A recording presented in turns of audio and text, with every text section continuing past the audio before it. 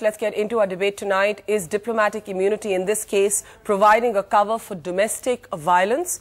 Is India mixing up national pride in a sense with natural justice? Let me start with Kishwar Desai, if I can, somebody we've known here as a journalist and writer. But Kishwar, you have both countries' perspectives in a sense, being an Indian married to Lord Meghnad Desai, a British national.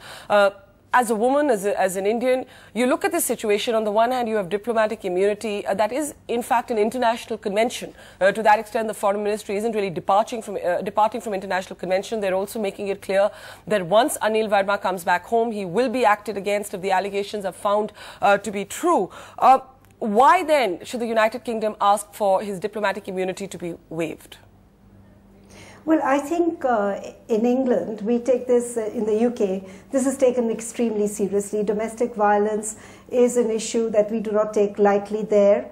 And unfortunately, I think the perception is that if she comes back, and I think this is Paramita's own fear, perhaps, as has been reported in the press, that if she comes back, she may not be able to get any justice in this country. And as has also been pointed out, all the evidence is abroad. What happened to her is abroad. And, you know, there has been a severe violation of her human rights.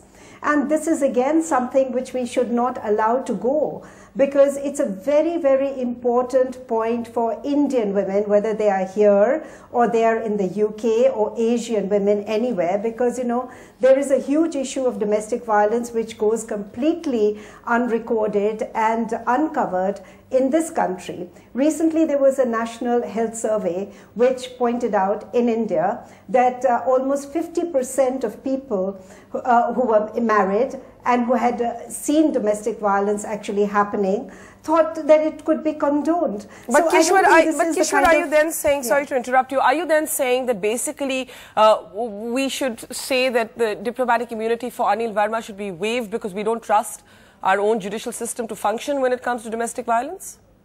Well, I think in this particular case, let's just take it as an individual case. Let's just see that her, you know, understand fully that her human rights have been violated. She was assaulted by her husband. These are the facts, obviously, and there are witnesses that have reported these facts to the police.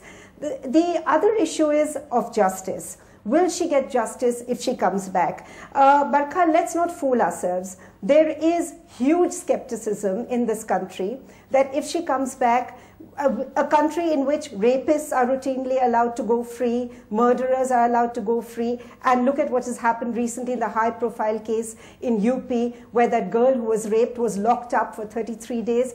I mean, so let's be a little rational in this. Okay. Paramita is doing the sensible thing. She is in a country where she is likely to get justice if all the facts are placed in the court, and let's allow Anil Verma also to state his case.